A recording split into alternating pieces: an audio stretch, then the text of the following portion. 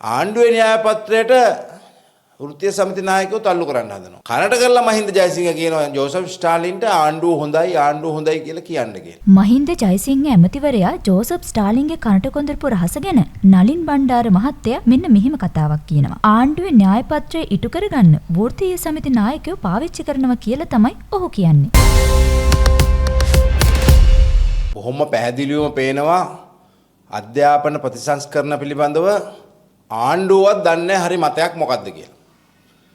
දැන් එක පැත්තකින් අගමැතිතුමිය කියනවා ඒ කරගෙන ආපු අධ්‍යාපන ප්‍රතිසංස්කරණ එහෙමම ඉස්සරහට කරගෙන යනවලු. තව පැත්තකින් ආණ්ඩුවේම කට්ටියක් ගිහිල්ලා ඉසුරුපාය ඉස්සරහා උද්ඝෝෂණය කරනවා ආණ්ඩුවට කියනවා මේ අධ්‍යාපන ප්‍රතිසංස්කරණ එහෙමම ඉස්සරහට කරගෙන යන්නලු.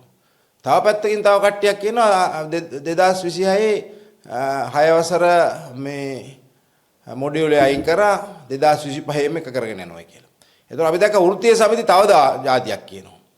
අපි දැක්ක මහින්ද ජයසිංහ හිටපු වෘත්තීය සමිති නායකයා වර්තමාන නියෝජ්‍ය ඇමතිවරයා ජෝසප් ස්ටාලින් වෘත්තීය සමිති නායකයොත් ගෙනල්ලා ආණ්ඩුවේ න්‍යාය පත්‍රයට වෘත්තීය සමිති නායකයෝ තල්ලු කරන්න හදනවා. කනට කරලා මහින්ද ජයසිංහ කියනවා ජෝසප් ස්ටාලින්ට ආණ්ඩුව හොඳයි කියලා කියන්න කියලා.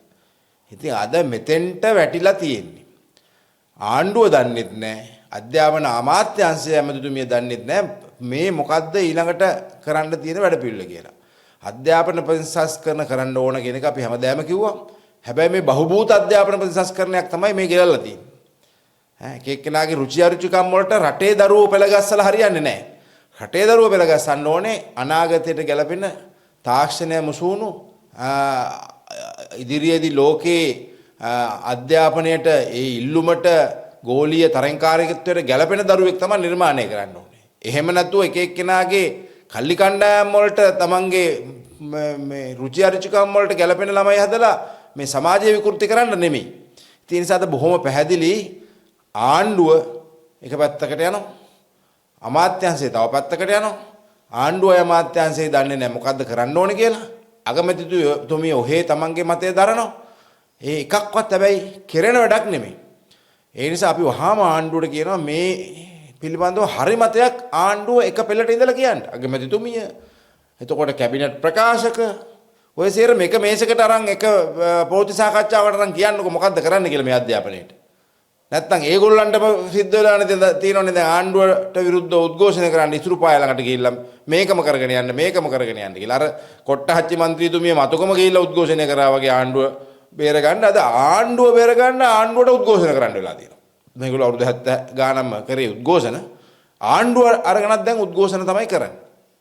ඒ නිසා අපිට පැහැදිලි අධ්‍යාපන ප්‍රතිපත්තිය මොකක්ද කියන එක අපිට රටට මේ පාසල් වල දරුවන්ට දෙමව්පියන්ට ගුරු විදුහල්පතිවරුන්ට දැනගන්න ඕන. අන්න ඒක කියලා දෙන්න කියලා අපි තාම මේ අවධානයෙන් රජයට කියනවා. ඉතින් ඒ වගේම අපි දැක්කා ජනාධිපතිතුමාත් දැන් මේ හරියට පටලවගෙන ඉන්නේ. ජනාධිපතිතුමා උතුර ගිහිල්ලා කියනවා ඇයි මේ ජයසිරි මහ බෝධිය පහු කරගෙන රුවන්වැලි සෑය පහු කරගෙන ගිහිල්ලා නාගදීපේ වදින්නේ කියලා. ඒක මාර කතාවක්. මට නම් හිතෙන්නේ ජනාධිපතිතුමා නිකන් උතුර චූන් කරන්න නාගදීපේ උතනින් අයින් කරත් කමන්නේ නැහැ කියලා වගේ කතාවක් තමයි ඒ කිව්වේ. ඉතින් අපේ බැතිමතුන් බෞද්ධයෝ වෙන්න පුළුවන් වෙනත් භක්තිකයෝ වෙන්න පුළුවන්. තමන් විවිධ ස්ථානවල වන්දනා කරනවා. දැන් උතුරේ ඉන්න දමිළ ජනතාව පයින් එනවා කතරගමට. විශාල පිරිසක් දවස් ගණනාවක්. එතකොට දහඬු කුමාරදාන මහත්තයාට කියන්න පුළුවන් නල්ලුරු තියෙද්දි මොනවටද මේ පයින් එන්නේ කතරගමට කියලා. ඒ නිසා මේ ආගම භක්තිය මිනිස්සු ගාව තියෙද්දි තමන්ගේ දේශපාලන උවමනාවන් මත මේ ආගම් වලට එහෙම නැත්නම් ආගම් අදහන භක්තිකයන්ට මේ විදිහට කතා කරන එක අනුරපුර ජනාධිපතිතුමා ඔබතුමාට එච්චර ගැළපෙන්නේ නැහැ. ඔබතුමා ගිහිල්ලා ජොගින් කරාට කමක් නැහැ. ඔබතුමා හෙලිකොප්ටරේට ගියාට කමක් නැහැ. ඒවට මම දොස් කියන්නේ නැහැ. මම හැමදාම කිව්වේ රටේ ජනාධිපතිවරයා කාලය ඉතුරු කර ගන්නවා හෙලිකොප්ටරේ යන්න ඕන. ජනාධිපතිවරයාගේ කාලය තාම වටිනවා. මේ පාරේ ගිහිල්ලා පැය ගණන් රස්සිය ආදු වෙන එක නෙමෙයි ජනාධිපතිවරයාගේ කාර්යභාරය. රටේ ජනතාව වෙනුවෙන් ගත යුතු තීන්දුව తీරන අවශ්‍ය සාකච්ඡා අවශ්‍ය මැදිහත් වීම වෙනුවෙන් කාලය තියෙන්න ඕනේ. ඒ නිසා ඒක මේ මම නම් චෝදනා කරන්නේ හෙලිකොප්ටරේ යනවා හෙලිකොප්ටරේ යන තැනට එතුමා තාම ඉක්මනින් පත් වෙනවා නම් ඒක තමයි වටින්නේ හෙලිකොප්ටරේ යන එක තමයි අපේ රටට යම් වාසියක් එන්නේ. ඉතින් ඒ නිසා ඒ පරණ කතා කියපුවා අපි හෙලිකොප්ටර් වල යන්නේ ඒවා පැත්තකට දැන් තියනවා. ඔයාලා පරණ කියපුවා සේරම දැන් මේ මළු වල ගැට ගහලා මුල්ලකට තියලා තමයි වැඩ කරන්න වෙන්නේ. නැතුව රටක් ඉස්සරහට අරගෙන යන්න බෑ. ඒ නිසා අපිට බොහොම පැහැදිලි ජනාධිපතිවරයා මේ තමන්ගේ උතුරේ තියෙන ජනතාවගේ ඡන්ද ඉලක්ක කරගෙන ආගම් වලට මේ කියපු කතාන්දරේ වැරදි. අර ලාල්කාන්ත මහත්තයා වනචාරියා කිව්වට වඩා බරපතල කතාවක් තමයි ලාල්කාන්ත මහත්තයාගේ නායකයා ජනාධිපතිවරයා මේ නාගදීප ගැන කිව්වේ. ඉතින් මං හිතන්නේ ඒක ජනාධිපතිවරයා වගේ කෙනෙක් වගේ කිව යුතු කාරණයක් නෙමෙයි. ඒ නිසා අද අපිට පේනවා මේ ආණ්ඩුව අයාලේ තමයි යන්නේ. තමන්ගේ කාර්යභාරය පිළිබඳව අවබෝධයක් නැහැ. රට ඉස්සරහට අරගෙන යන ඒ ගාමක බලය ලබා දීමේ වැඩපිළිවෙලක් නැහැ. ඇමතිවරුන්ට කැපැසිටි එකක් නැහැ. අමාත්‍යාංශවල වැඩ වෙන්නේ නැහැ. ඒක තන පල් වෙනවා.